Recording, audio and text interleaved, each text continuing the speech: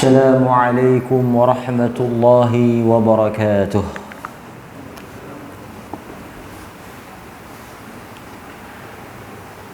الحمد لله رب العالمين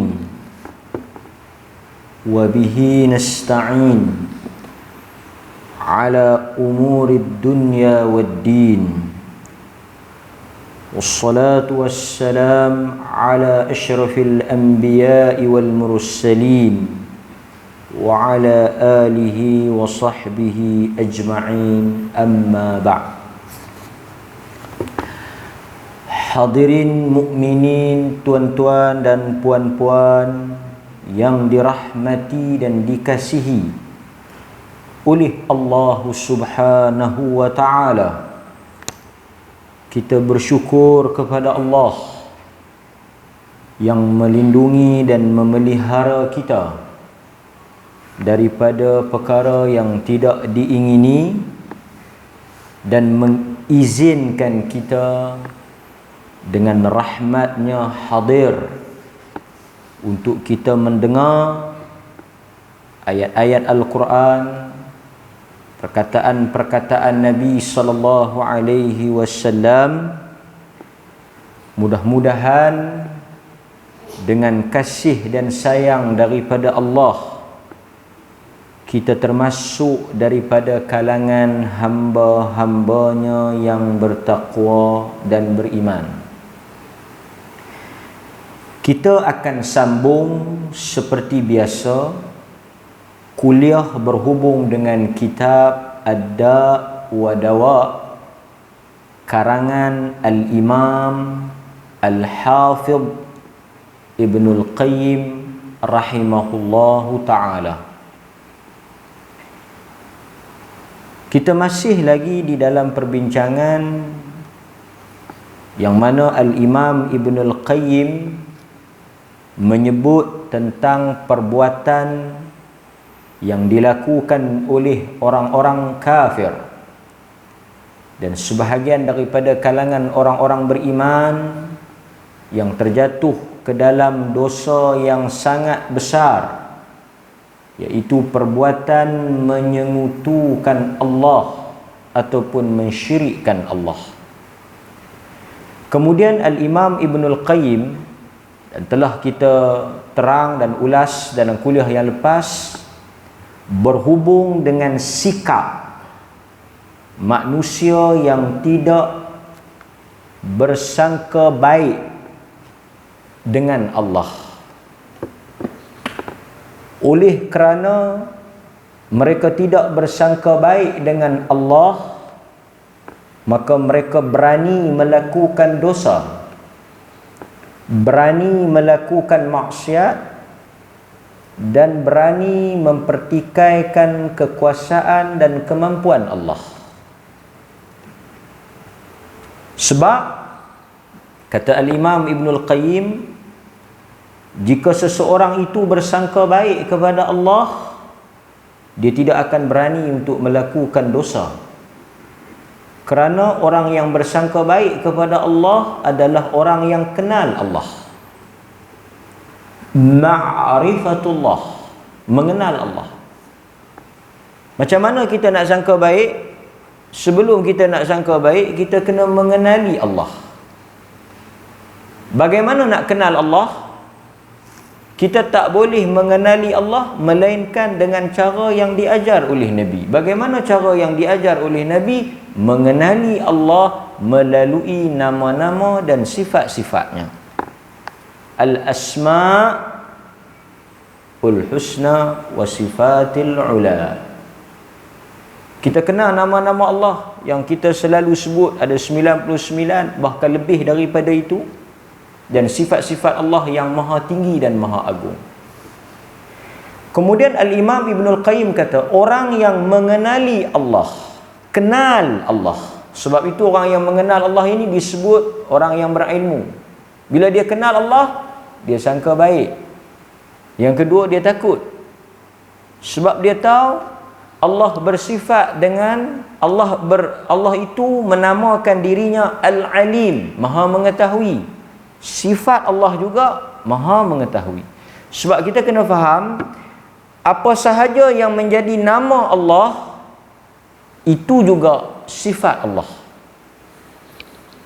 Kalau Allah namakan dirinya Al-Alim, yang maha mengetahui, dia juga bersifat dengan sifat maha mengetahui. Sebab ada manusia yang namanya bagus, tetapi perangai dia tak macam nama dia. Contoh, ada orang nama Abdul Rahman, maksud dia bagus. Nama dia apa? Nama dia yang maha pengasih, yang maha pemurah. Nama dia tu, maksud nama dia tu, makna nama dia tu, Abdul Rahman tu, yang hamba yang maha pemurah, hamba kepada Ar-Rahman. Perangai dia macam tu tak? Tak. Sebahagiannya tak sama macam nama. Kadang-kadang nama bagus, nama itu elok, tapi adakah sifat, perangai, kelakuan dia itu macam nama dia? Tak. Tetapi Allah, apabila dia sebut namanya Al-Alim, Ar-Rahman, Ar-Rahim, Ar-Razzaq, Al-Fattah, nama-nama itu juga merupakan sifat dia. Kalau dia kata nama dia macam tu, sifat dia pun macam tu. Jadi bila kita kenal Allah, kita tidak akan melakukan dosa. Nanti kita tengok dalam huraian berikutnya. Malam ini topik yang masih berhubung dengan tajuk yang sama, iaitu orang yang mengenali Allah, orang yang mengetahui nama-nama dan sifat-sifat Allah, orang yang bersangka baik dengan Allah, dia akan membesar dan mengagungkan Allah dengan pengagungan yang layak dengan Allah. Kita tak kenal satu orang tu siapa dia, kita layan lebih kurang lah. Kan? Satu orang tu kita tak tahu dia ni siapa dia. Macam saya pergi satu masjid, pakai mask, pakai t-shirt, tak pakai kepiah, singgah nak semayang. Dia pun kata, semayang di luar, dalam kami dah tutup. Nak ambil wuduk sana. Dia tunjuk macam tu, tengok benda. Kita pun nak ambil wuduk, tarik sikit mah. Allah! Ustaz!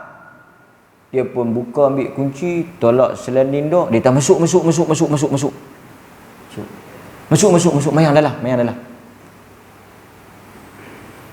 Dua layanan lah. Satu, dia layan sebab dia tak kenal siapa kawan tu. Semayang di luar. Padanlah dengan hang, dengan t-shirt mamat mana ni. Tapi bila kita tarik muka, dia kenal yang ni Al-Fadil, Al-Ustaz, duk main mengajar apa semua, kenal. Oh, tak boleh semayang luar, mai masuk dalam, mai duduk dalam. Sesuai dengan kedudukan dia. Dia rasa kena layan macam tu. Mengagungkan seseorang selepas mengenali siapa dia. Berapa ramai jatuh tertomuh masuk dalam parit, tak ada siapa duk heran, mangkit mai ke diri. Satu manusia nama menteri jatuh dalam longkak, jatuh sikit punya lubang, satu dunia kalut. Mati tak kawan tu? Mati tak? Tak mati. Luka sikit, boleh masuk Facebook lagi. Respon tak dan 24 jam minta maaf. Tak dan esok kita pergi bohta. Pasal yang jatuh menteri, bukan sebarangan orang. Tak, saya bukan nak sebut pasal isu tu. Itu tak ada kaitan dengan kita. Di Ulu Langat, kita di Kangang. Jauh. Red zone. Dan saya nak habang apa? Hakikatnya Allah Subhanahu wa ta'ala sebut hanya di kalangan hamba-hambanya, min ibadillah, daripada kalangan hamba-hamba Allah yang membesarkan Allah, mengagungkan Allah, meletakkan Allah pada tempat yang selayaknya, hanyalah hamba-hambanya yang kenal Allah. Sebab itu kita bagi contoh tadi. Contoh tadi untuk apa? Untuk nak bagi kita tahu, nak bagi kita dapat satu kepahaman bahawa kalau kita tak kenal seseorang tu, kita tak tahu siapa dia, apa kedudukan dia, maka kita tak akan besarkan dia. Kita pandang dia lebih kurang macam tu je. Tapi setelah kita diperkenalkan, setelah kita kenal kedudukan dia, sifat dia, siapa dia, maka layanannya berbeza. Maka sebab itu, orang yang tak kenal Allah, orang yang tak kenal sifat Allah, orang yang tak kenal nama-nama Allah, orang yang tak kenal kedudukan, kekuasaan, kebesaran Allah, dia tidak akan membesarkan Allah. Bahkan lebih teruk daripada itu, dia membesarkan makhluk lebih daripada dia membesarkan Allah. Al-Imam Ibn Al-Qayyim bawa tajuk itu dalam kitab ini. Sebab dia tak kenal Allah. Sebab itu dia rasa Allah tak boleh bagi apa yang dia nak. Dia rasa Allah tak boleh tolong masalah dia. Dia rasa Allah Ta'ala tak boleh sembuhkan dia. Dia rasa Allah Ta'ala tak boleh beri rezeki pada dia. Dia rasa Allah Ta'ala tak tahu apa yang dia nak. Sebab apa? Berpunca dari dia tak tahu siapa Allah. Walaupun hadis awwaludin ma'rifatullah, perkara pertama dalam agama mengenal Allah itu tidak sahih, tetapi maksud kepada mengenal Allah itu memang wajib. Hadis itu tak sahih lah. Ataupun man arafa nafsah faqad arafa rabbah. Siapa yang kenal diri dia, dia akan kenal Allah, Tuhan dia.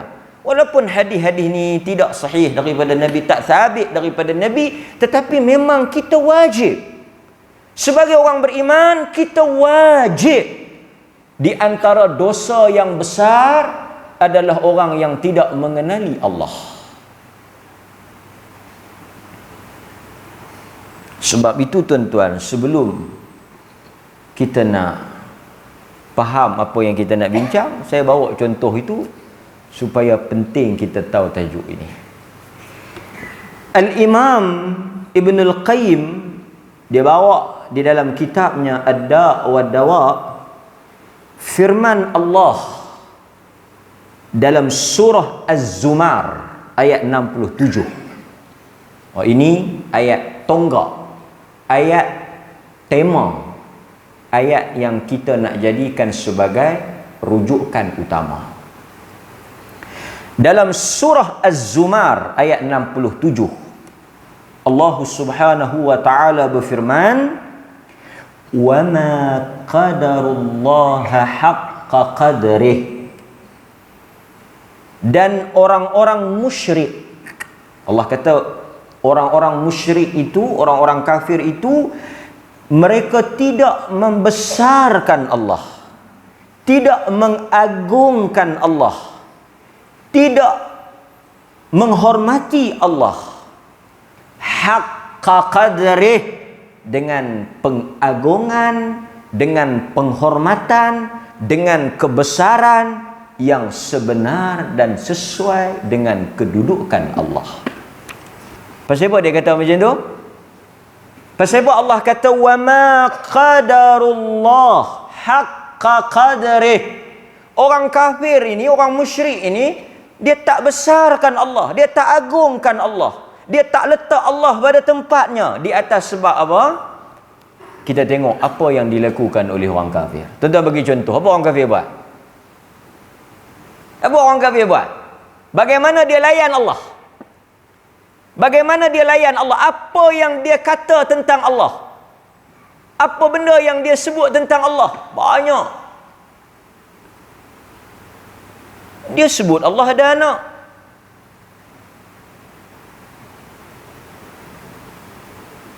Adakah orang yang kenal Allah boleh sebut perkataan Allah ada anak? Allah ada anak. Ada anak laki-laki, ada anak perempuan.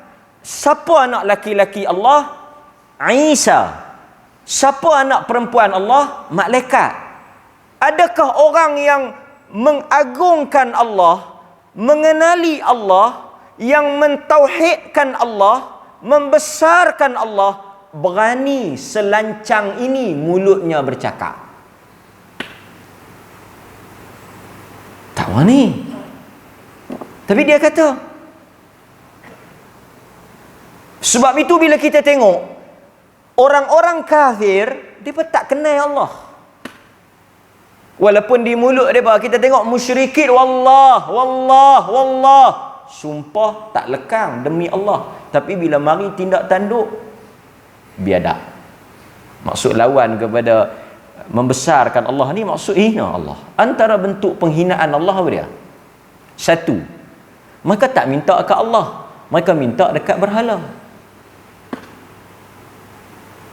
Mereka membesarkan batu, membesarkan orang mati, membesarkan makhluk lebih daripada membesarkan Allah. Pasal itu bila ada masalah, mereka minta kat makhluk. Bila mereka ada hajat, mereka minta kepada makhluk. Allah kata, doa kepada aku, sembelih hanya untuk aku. Mereka sembelih untuk berhala. Mereka minta kepada berhala. Mereka tak besarkan Allah, mengagungkan manusia lebih daripada Allah. Sebab itu orang musyrik digelar musyrik. Bukan mereka tolak Allah, mereka tak tolak Allah, tetapi mereka letak satu yang setara, lebih kadang-kadang daripada Allah. Nak keluar pergi mana-mana, bukan doa dekat Allah. Tengok burung. Depa nak keluar, kita nak keluar pergi mana-mana, bismillah, keluar pada rumah, bismillah dengan nama Allah. Tawakkal ala Allah. Kita bertawakal, tawakkal tu ala Allah. Kita serah kepada Allah. Pasal kita tahu hanya Allah boleh jaga kita. Tapi bila mereka nak keluar, mereka minta kepada Allah tak? Mereka lepas burung. Lepas burung. Kalau burung tu terbang belah kiri, sial. Kalau burung tu terbang belah kanan, ong. Kalau terbang belah kiri, cancel. Kalau terbang belah kanan, kita boleh keluar. Burung menentukan untung nasib, bukan Allah. Ini maksud ayat ni. Disebab itu tuan-tuan, dalam hati kita tak ada yang lebih besar melainkan Allah. Macam mana kita nak tahu tak ada yang lebih besar melainkan Allah? Tindak tanduk kita. Saya bagi contoh. Satu orang budak, dia pimeng dengan kawan dia. Dia sayang kawan dia, kawan baik dia pimeng. Tiba-tiba kawan dia kata, "Uish, ada apa lah rumah hang?" Dia kata, "Yang tu gerek pak aku. Hang ambil bawa keluar boleh tak? Kita main tengok." "Ui, jangan. Yang tu pak aku punya, dia tak bagi. Aku pun tak berani ambil." Dia kata, "Tak apa, hang pergi ambil, kita main Ustaz." "Tak boleh. Sekejap lagi pak aku balik, dia marah." Dia besarkan pak dia, dia takut pak dia, dia lebih hormat bapak dia lebih pada kawan dia. Pasal apa? Pasal dia kenal pak dia punya kepala angin macam mana. Kawan ni duk push ni, duk suruh, duk desak, duk pujuk dia, hang pi lah. Dia kata, "Tak mau, aku tak mau. Aku tak mau. Aku tak berani." Tapi main hot lane lah. Tapi kalau satu orang budak, kawan dia kata, "Weh, ambil main." "Siapa punya?" "Pak aku punya." "Ambil main." Dia pergi ambil main. Dia kata, "Pak hang tak marah." "Kira apa? Dia marah aku apa? Kan mak aku marah dia pula." Dia ada big boss behind the skin. So dia heran nak bawa dia. Dia minta izin nak bawa dia. Pasal apa? Pasal dia tahu dia tak takut. So kita dalam tindak tanduk kita, apabila sesuatu bertembung dengan kehendak Allah, sama ada kita meletakkan kehendak Allah mengatasi kehendak kita, mendahului kehendak kita, di situ kita boleh tahu di mana Allah dalam hati dan iman kita. Sebab itu Allah kata, "Wa idza nudiya lis-salati min yaumil jumu'ah fas'au ila dzikrillah wa dzarul bai'." Allah sebut, "Ya ayyuhalladzina amanu idza nudiya lis-salah."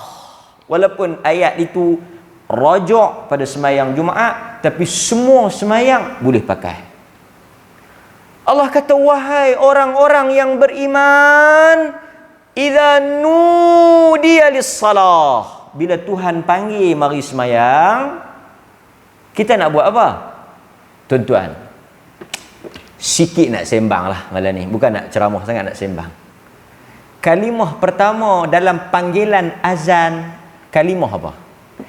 Azan panggil orang mai. Pasal tu masa awal-awal nak panggil orang mai sembahyang tu, macam cadangan. Ada kata gendang, ada kata loceng, macam-macam lah. Akhirnya ada satu sahabat mimpi azan. Panjanglah cerita macam mana cuih mai azan ni. Azan ni apa dia? Apa makna azan? Apa beza azan dengan qamat? Azan panggil orang mai sembahyang, habang kata masuk waktu. Orang pasal tu kita tengah-tengah duk ceramah, kita berhenti. Dalam masjid tahu tak kata masuk waktu? Semua tahu kan bunyi tenenek tu, semua tahu. Luar, hak duk di luar tahu tak? Depa tak tahu, pasal tu kita kena berhenti, kena azan nak bagi tahu kata depa masuk waktu, pasal nanti depa duk tunggu. Syiar tu nak habaq tu kata masuk waktu. Dia nak panggil kita mai sembahyang. Tuan-tuan, Allah nak panggil kita mai sembahyang, first kalimah apa dia? Azan, azan. Allahu Akbar. Apa maksud Allahu Akbar? Allah Maha Besar. Apa kesan dia? Nak habaq kata bila kamu dengar kalimah Allahu Akbar, Akbar, Akbar, yang paling besar, kerja hampa ke, apa benda ke, yang tengah duk buat ke, urusan apa ke, tak lebih besar daripada Tuhan. TV1 ke TV3 punya video klip, bagus. Aduh, kita puji ya. Tengok dia punya, tengok tak? Dia tak nak tengok macam mana saya bang main masjid, bagus. Jawapan kena ada, jangan duk biar ustaz taruh jawab. Tak ada tengok saya main azan, bagus. Tapi saya nak cerita lah, pasal tak tengok saya kena cerita lah, tidak kita boleh skip lah. Video klip bagus. Allahu Akbar, Allahu Akbar. Bawa kapal terbang, bawa kapal terbang tu. Bawa kapal terbang, berhenti semaya. Tinggal kapal terbang. Work from home.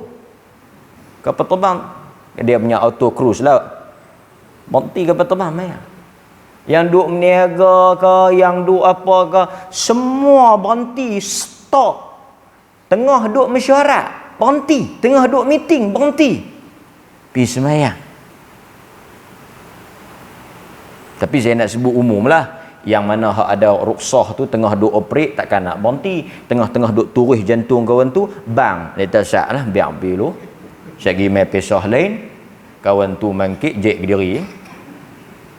Nak habaq kata apa? Nak habaq kata tak besar mana. Pasal masa kita meeting, kita duk cari makan. Siapa bagi makan? Ni soal basic tuan-tuan. Kita cari rezeki, azan, berhenti, pergi sembahyang sat. Sebab nak bagi laku tu, nak bagi berjaya urusan tu, nak bagi makan tu, Ar-Razzaq. Bukan mereka ni. Allah, berhenti sat. Kita tak boleh berhenti ustaz, urgent ni. Tapi dalam duk urgent tu, okey, take break, minum kopi lu. So sebab itu saya sebut tuan-tuan, dalam hidup kita tak perlu ujian besar, tak perlu dugaan besar, tak perlu cabaran besar. Bertembung urusan dunia kerja kita dengan azan, di mana letak duduknya Tuhan dengan dunia kita, tang tu boleh nampak. Senang nak ukur. Tabuk baja ke, meracun ke, mengai lagi lah. Kita tahu bukan tu pi mayang tu. Tahu bukan tu pi mayang sat mai sambung lain. Besarkan Allah. Ceramah banyak-banyak, mengaji berpuluh kitab, ikut ustaz kata, kilik kitab sampai naik kuning. Bang tak tinggal duk langut TV. Wa ma qadarullah haqqa qadarih.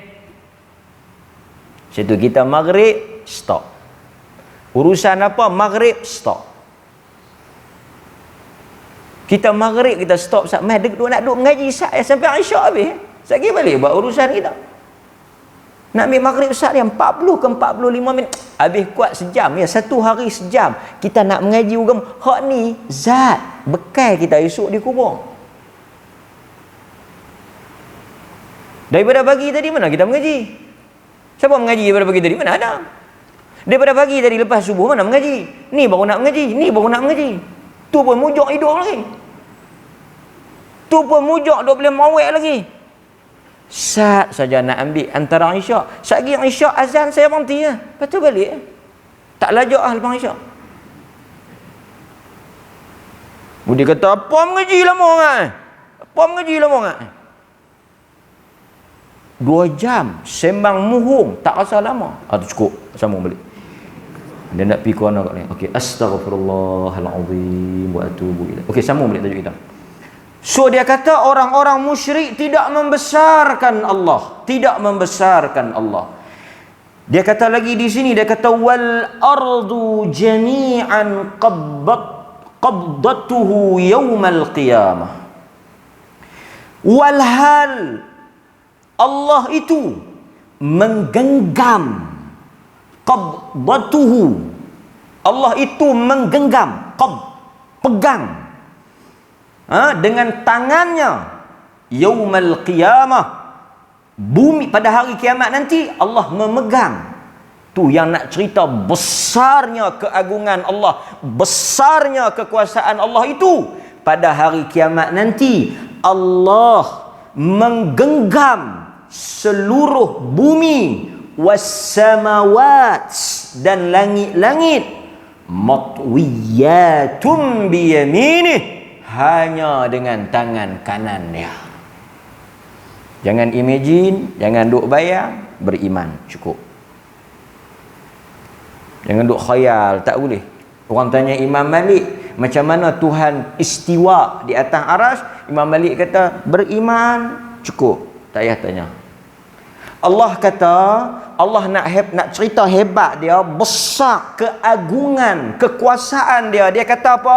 Wal ard, bumi dan seluruh alam ini, wassamawat matwiyat, digenggam, dilipat, berada di sebelah tangan kanan dia. Besarnya kekuasaan Allah, keagungan Allah. Sebab itu dalam banyak ayat Allah tanya, siapa yang cipta alam ini? Siapa yang buat langit ni? Siapa yang bagi makan? Tu semua nak cerita siapa? Macam kita lah bergaduh dengan bini kita ke, bergaduh dengan anak kita ke, kan? Kita nak habaq kata kita tu besar, kita akan cakap apa? Kita akan sebut apa? Siapa bagi hang makan? Siapa belah hang? Siapa bagi hang sekolah? Dia ungkit tu pasal apa? Nak habaq kata dia besar. Nak habang kata dia bapa, nak habang kata dia hebat, nak habang kata hang kena hormat, hang kena respect, pasal hang makan pun aku bagi. Tapi kita tak pernah rasa benda tu. Yang kita makan Tuhan bagi. Sekali nak sujud pun payah, nak sedekah sikit pun payah. Duk berasa apa? Ini daripada kudrat kita. Nampak? Ayat ini termasuk dalam ayat-ayat yang kita wajib beriman tanpa kita menafsirkan lebih-lebih. Subhanahu wa ta'ala amma yushrikun. Maha suci Allah, maha tinggi Allah daripada apa yang mereka syirikkan. Nampak? Sebab itu tuan-tuan, orang beriman apabila dia bertembung apa-apa perkara dalam hidup dia, tidak ada yang besar melainkan Allah. Nampak? Kemudian tuan-tuan hadirin mukminin, kita tengok pada ayat yang berikutnya.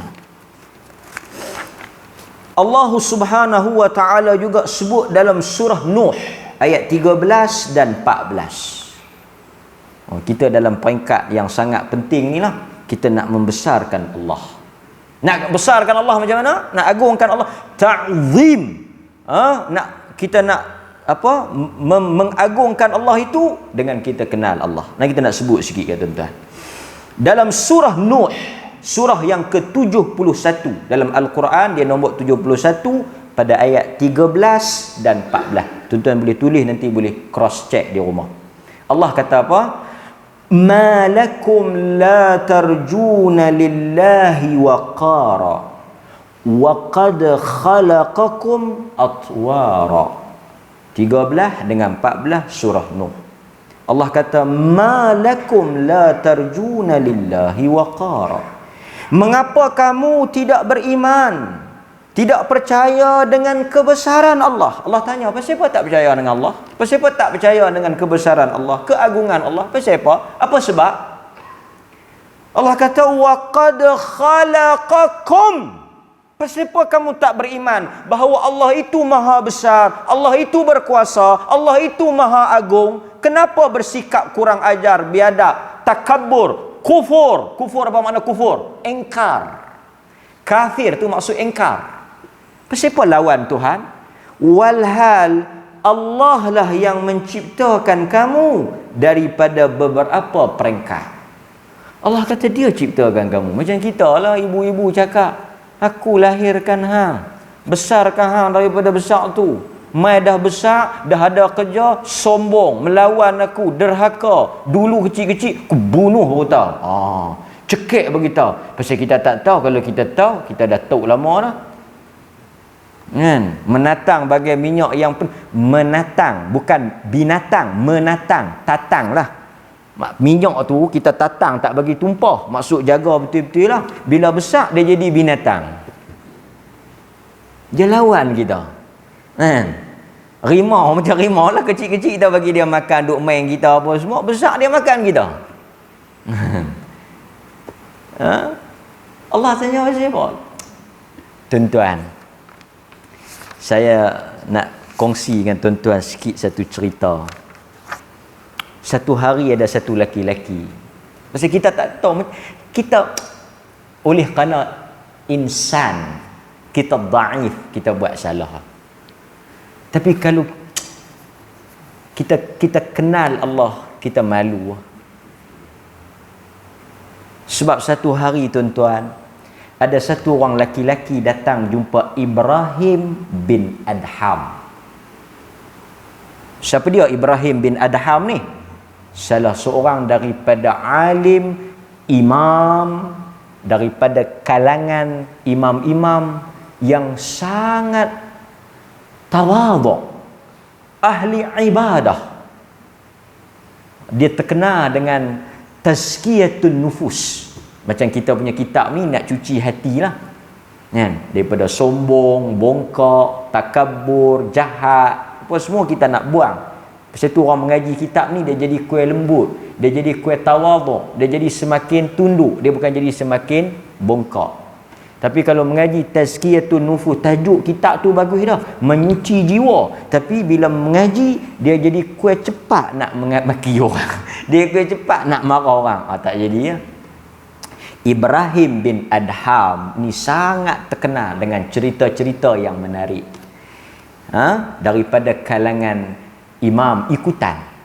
Dia ni orang saleh, orang bagus, orang warak, zuhud dan sebagainya lah. Orang mari jumpa Ibrahim bin Adham. Dia kata ke Ibrahim bin Adham, bolehkah aku nak buat dosa dan maksiat kepada Allah? Dia tanya dekat Ibrahim bin Adham, boleh tak kalau aku nak buat maksiat? Nak buat dosa lah, berjudi, berzina, apa-apa, boleh tak nak buat? Boleh tak? Boleh tak aku nak buat maksiat dekat Allah? Boleh tak? Ibrahim bin Adham kata, boleh. Tetapi hang mesti lepas 5 syarat. Tuan-tuan semua tulis. boleh settle 5 ni, ahlan wa sahlan, balun. 5 benda. Ibrahim bin Adham kata, kalau boleh lepas, selesai, kau apa ni, clear benda ni, silakan. Laki-laki ni pun naik semangat, dia terhabak mah, aku nak tengok. Nombor 1, kata Ibrahim bin Adham, kau jangan buat maksiat kalau kau makan daripada rezeki Allah. Kalau nak buat, makan selain daripada yang Tuhan bagi. Pasal hang nak buat maksiat ni kat Allah, dia yang bagi makan, tak padan lah. Betul, pasal tu mak kita kalau marah, pak kita kalau marah, kalau hang tak mau dengar cakap aku, dia kata apa? Sambung ayat tu tentang dialog filem Melayu. Tak mau dengar cakap aku, tak mau kahwin dengan pilihan aku. Pukul 7 punya dialog. Tengok tak? Mana nak tengok mai sini? Saya pun mai sini, macam mana saya tahu? Itu dia panggil karamah. Saya nak tanya tuan-tuan, dia kata kalau tak mau dengar cakap aku, kalau tak mau ikut kehendak aku, kalau tak mau apa yang aku suruh buat, ambil kain baju, keluar. Pasal ni rumah aku, duduklah rumah aku, makan beras aku, dengar cakap aku. Ibrahim bin Adham kata, nombor 1, boleh nak buat maksiat, tapi jangan makan dari rezeki Allah. Kalau hang boleh buat rezeki sendiri, silakan. Selagi mana apa yang hang suap ke mulut hang, yang masuk ke dalam perut hang, rezeki daripada rezeki Allah, hang jangan duk rasa nak buat. Pasal hang nanti kan jadi satu hamba yang kufur kepada nikmat Allah. Allah bagi makan, tentu hang pergi buat tak elok, melawan langgar dia suruh, tak betul nah? Boleh entah. So nombor 1, try pergi cari tang mana hak yang kita nak makan segi esok lusa ke, yang bukan Tuhan punya, yang kita kediri. Boleh? Boleh. Okey. Lepas tu nombor 2, Ibrahim bin Adham kata, kalau kau nak buat maksiat, nombor 1 tadi dah habaq, nombor 2, hang jangan buat di atas muka bumi yang Tuhan punya. Hang pergi buat tang lain. Tuan-tuan pergi cari bagi habaq mai kat saya. Yang geran tu bukan geran atas nama Allah Ta'ala. Dia kata pergi cari satu muka bumi, satu kawasan yang bukan milik Allah. Lillahi ma fis samawati wa ma fil ard. Nak cari tang mana Allah punya langit bumi? Dia kata hang pergi cari. Jumpa kawasan tu yang bukan Allah punya, yang bukan milik Allah, tang tu hang buat. Tapi kalau hang berdiri atas bumi Allah Ta'ala, hang tak boleh buat lah, hang kena dengar cakap dia. Tu nombor 2. Cari tuan-tuan, cari sampai jumpa. Ni boleh rentas negeri dah ni, boleh keluar pergi cari. Boleh pergi cari. Nombor 3. Kata dia, nombor 3 apa dia? Ibrahim bin Adham kata, nombor 3, nombor 1 tadi, kau jangan makan dari rezeki Allah, kau jangan duduk di bumi Allah Subhanahu wa Ta'ala. Yang ketiga, kata Ibrahim bin Adham, jangan engkau cari rezeki di tempat yang Allah Ta'ala turunkan. Lebih kurang macam nombor 2 dengan nombor 1 tadilah.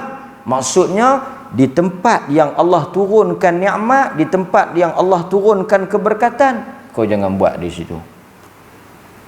Keluar daripada negeri itu, keluar daripada tempat yang Allah Ta'ala turunkan rahmat dia, kau buatlah maksiat di tempat yang Tuhan tak nampak. Lagi jelas lah. Dia dah 1 tadi, jangan makan. Nombor 2, jangan buat di atas bumi Allah Ta'ala. Yang ketiga, yang Allah Ta'ala tak nampak kau pergi. Tahu mana Allah Ta'ala tak nampak? Dalam rumah kita. Kita depan orang, kita tak apa ni, belakang orang kita buat. Lah ni tuan-tuan, apa saya tu dia kata, kita ni beriman dengan CCTV lebih pada beriman dengan Tuhan. Dia elok-elok nak buat benda tak elok, pasangan dia kata, ada CCTV, jom. Tapi tempat lain. Tak payah pergi tempat lain. Pusing. Ni saya nak ajak. Pusing CCTV tu, balik belah lain. Dak pun ambil kain apa? Tudung. Tak nampak. Ibrahim bin Adham kata, yang boleh tutup Tuhan tak nampak. Nombor 4 kata Ibrahim bin Adham. Nombor 4 apa dia? Kalau kau nak buat maksiat, bila malaikat maut mai nanti, hang berunding elok-elok, bincang elok-elok, suruh bagi masa untuk bertaubat. Yang ni berat sikit lah. Tuan-tuan boleh buat, tapi tuan-tuan kena make sure bila malaikat mai nak cabut nyawa, dia bagi salam, dia panggil nak balik itu, tuan-tuan ada kebolehan, kemampuan, tuan-tuan ada kuasa nak habaq kat malaikat, sat. Dia mai nak ambil hari ni, hari Selasa. Hari ni hari Selasa, dia mai sat. Hamai pula bulan depan. Kalau boleh kata lagu tu, Ibrahim bin Adham kata, silakan. Takkan tak boleh tuan-tuan. Kemah kita. Siapa tak kenal? Berapa ramai dah kita suruh pi gitu ya. Malaikat mai suruh pi. Siapa dia? Malaikat maut. Tak bersedia.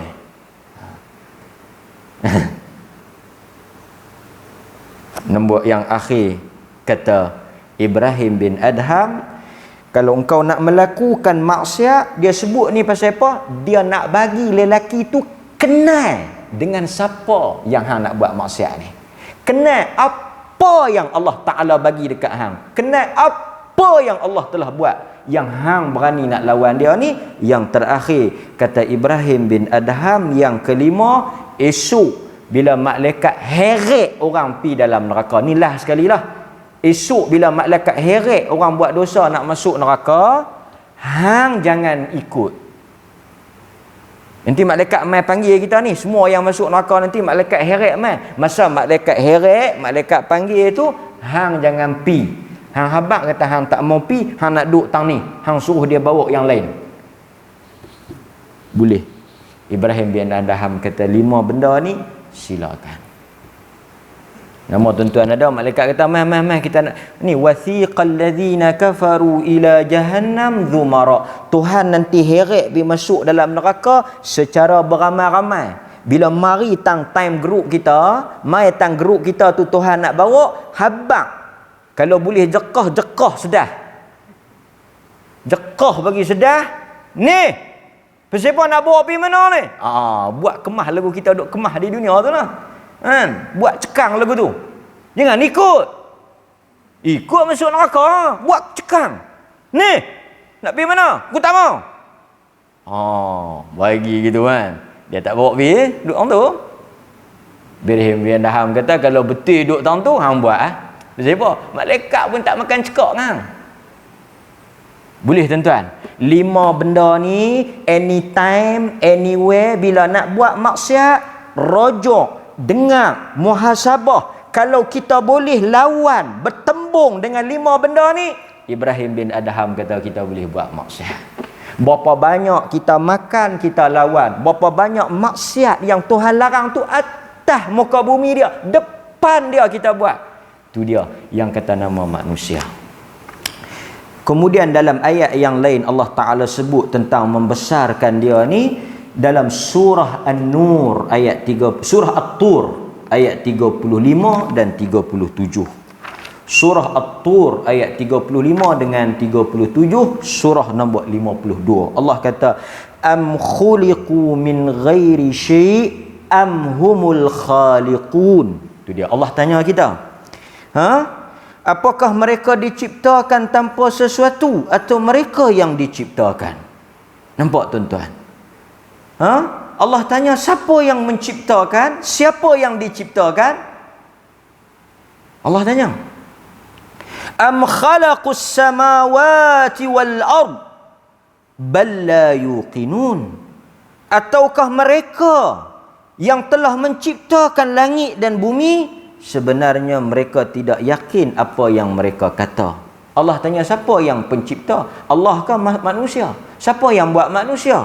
Siapa yang buat langit dan bumi? Ni kita nak relate dengan perkataan Ibrahim bin Adham. Tuhan tanya banyak dalam Quran ni, siapa buat hampa? Siapa yang bagi hampa hidup? Siapa yang bagi hampa makan ni? Siapa yang buat langit bumi tempat hampa? Sebab tu Allah kata dia yang tundukkan langit dan bumi ni untuk kita. Allah tanya, am indahum khadainu rabbika am humul musaitirun. Allah kata, apakah ada di sisi manusia itu perbendaharaan Tuhanmu atau merekakah yang berkuasa? Tuan-tuan, ada satu orang sahabat nama Zubair bin Mut'im radhiyallahu an. Dia kata, ketika mendengar ayat yang kita baca surah At-Tur 35 dengan 37 ni, dia kata apa? Hati dia bergetar. Allah tanya, siapa yang mencipta? Hampa jadi sendiri ke? Langit bumi tempat hampa hidup, tempat hampa ambil rezeki ni, siapa yang cipta? Hampa sendiri ke harta benda ni daripada diri hampa ke? Ataupun hampa berkuasa ke? Tak ada siapa yang boleh buat apa-apa ke hampa. Tuhan tanya ni, Tuhan tanya, nak suruh kita jawab. Lepas itu bila kita sampai ayat-ayat macam ni, betapa kerdil, hina, lekeh, daif, lemahnya kita, tetapi hidup membongkak dan besar. Itu maksud mengagungkan Allah. Kemudian kata para ulama, cara kita nak mengagungkan Allah seperti disebut oleh Ibnul Qayyim, ni penting tuan-tuan. Nak membesarkan Allah, nak lahirkan rasa ta'zim, nak besar, nak agungkan Allah tu macam mana? Kata Al-Imam Ibnul Qayyim, saya baca petikan dia, dia kata, seseorang itu akan meninggalkan dosa dan maksiat, tak berani untuk langgar perintah Allah dengan cara macam mana? Dia mengingati apa yang telah Allah beri kepada dia. Pasal itu tuan-tuan, antara orang sakit dengan orang sihat, yang mana lagi patut takut? Orang sihat dengan orang sakit, tuan-tuan sihat kan? Pergi tengok kawan tu sakit, siapa yang paling takut? Paling kena takut, yang lebih dia punya takut dia? Kita. Kawan tu sakit, kita yang sihat ni kena takut. Di antara orang kaya dengan orang miskin, siapa yang kena lebih takut kat Tuhan? Orang kaya. Orang muda dengan orang tua ni, orang muda. Maksudnya orang yang lebih nikmat tu, dia kena lagi rasa takut. Orang miskin, kalau dia mati, Tuhan pun tak tanya apa, pasal dia tak ada apa. Tapi kalau orang kaya, di situ ada satu orang, dia duduk melawak dengan saya, dia kata adik dia banyak harta, dia tak banyak harta. Tapi dia rasa lega lah, pasal apa? Dia nanti mangkit, Tuhan pun tak tanya. Tapi adik dia tu, satu pintu pun jenuh nak jawab. Ada berapa pintu? Dia tak ada 5 pintu. Adik dia ada 5 buah rumah sewa. Dia tak jenuh jawab no. Tu baru pintu. Rumah ada apa lagi? Tingkat. Pintu ada pintu depan, pintu belakang. Semua dia tanya. Pintu depan duit gaji, pintu belakang duit ekor. Dia nak bersudah. Tuan-tuan, dia azan. Azan. Kita azan dulu kan. Kita azan. Syai kita sambung sikit Allah Taala.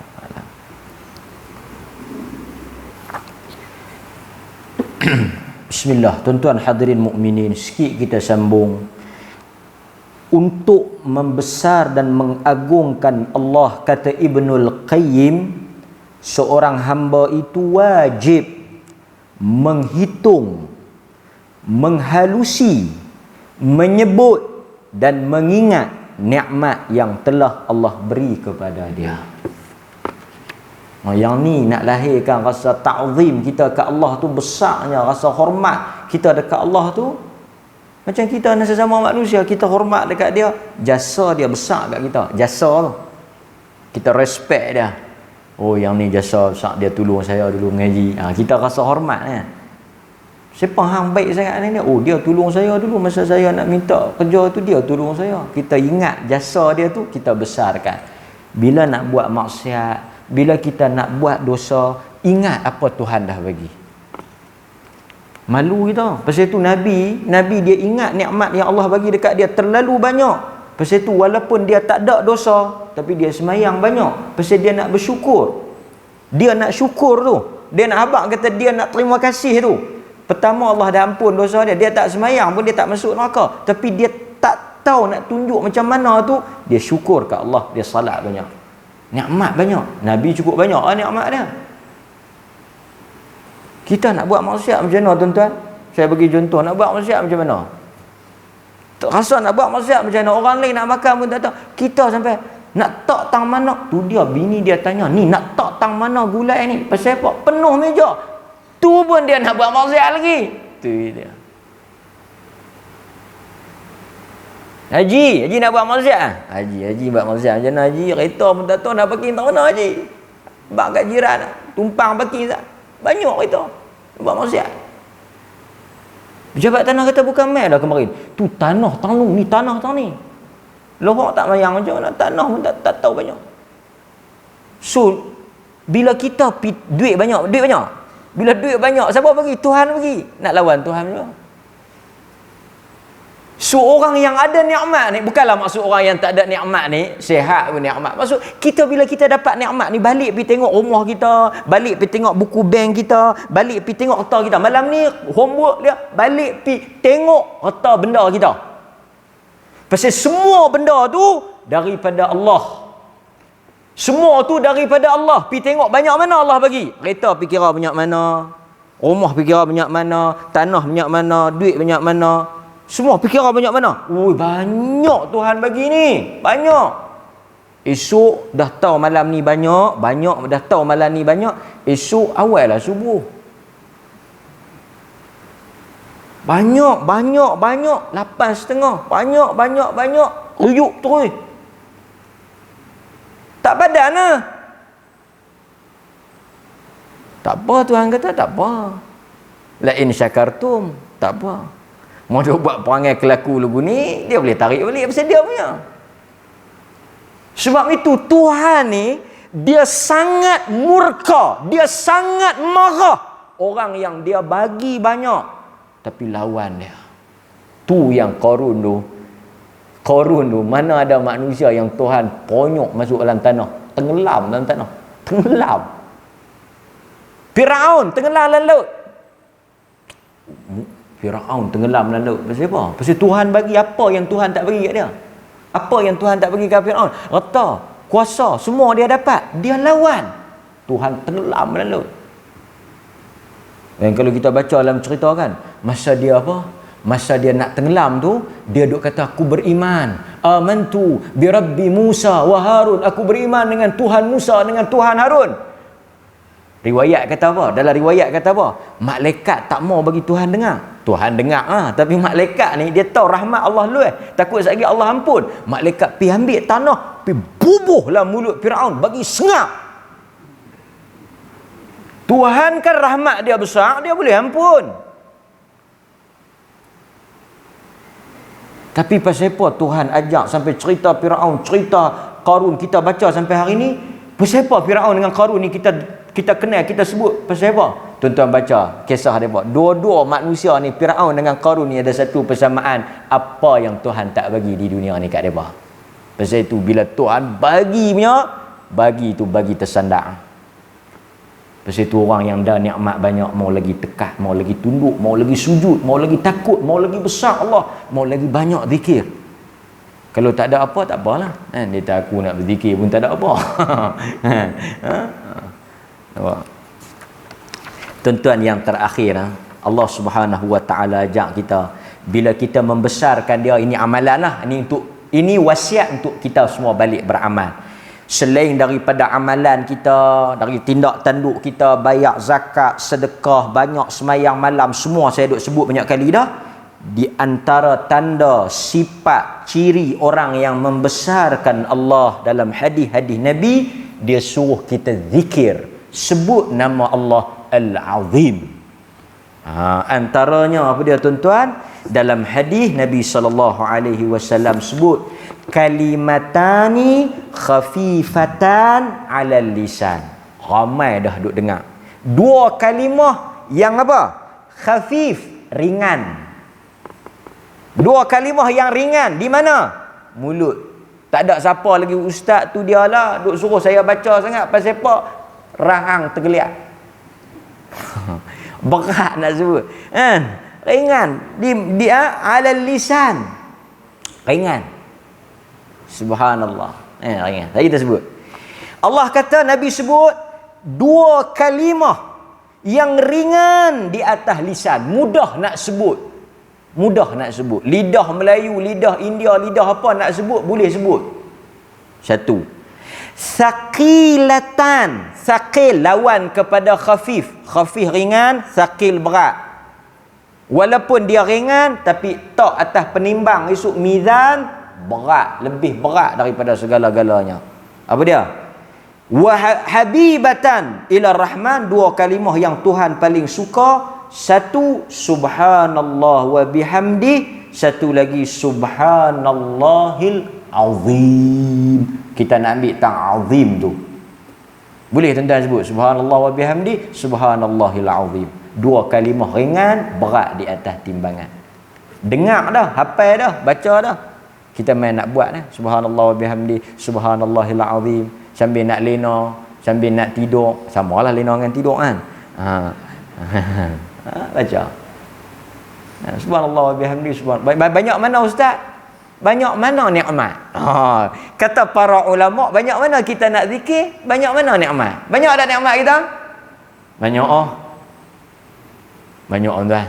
Sihat, anak isteri, kan? Ni perlis mana ada Covid? Ada Covid perlis? Tak nak. Orang perlis patut banyak berzikirlah. Kita tak ada Covid nak doa apa? Orang perlis lupa dah doa tu, penyakit tu. Doa Allahumma inni a'udzubika minal barasi. Betul sambung. Ada kata ustaz tak boleh marah kami pasal apa? Kita tak ada Covid nak baca apa-apa. Elok. Biar orang Selangor baca daripada red zone, kita green zone, kita tak ya. Kita berseronok, berpoya-poya, berhibur. Pasal apa? Kita Tuhan pelihara. Kena sedah tersandak. Subhanallah wa bihamdi, subhanallahil azim. Lagi zikir apa lagi? Daripada Abdullah bin Umar ni. Nabi bila masuk masjid, Nabi baca apa? A'udzu billahil azim wa biwajhihil karim was sultanihil qadim. Ini Nabi baca minasyaitanir rajim bila masuk masjid. Ada perkataan al-azim. Lagi masa kita rokok lah. Satu lagi saya nak kongsi dengan tuan-tuan last. Yang ni baca masa susah. Baca masa susah. Masa susah baca, masa senang jangan. Betul ke? Bacalah, senang susah, tapi Nabi anjurkan waktu susahlah kita baca. Sebab kalau kita tak baca waktu senang, waktu susah nak baca, tak baca. Apa dia tuan-tuan? Nabi SAW kata para sahabah akan baca apabila berada pada ketika detik kesusahan. Dalam hadis Bukhari Muslim, ni zikir ni, ambil baca. La ilaha illallahul azim al-halim. Dua kalimah, dua nama, bukan dua kalimah, dua nama. La ilaha illallahul azim al-halim. La ilaha illallah rabbul arshil azim. La ilaha illallah rabbus samawat wa rabbul ard wa rabbul arshil karim. Hadis Bukhari Muslim, Nabi baca waktu susah. Nampak? Ada perkataan Allahul azim rabbul arshil azim. Dua kali ulang perkataan al-azim. Zikir ni sangat agung. Ini kita baca waktu kita dalam kesusahan. Masalah ni dalam kesusahan, dalam penyakit, baca pagi, petang, siang, malam. Aqulu qawli hadza astaghfirullahal azim li wa lakum wa billahi taufiq wal hidayah. Assalamualaikum warahmatullahi wabarakatuh.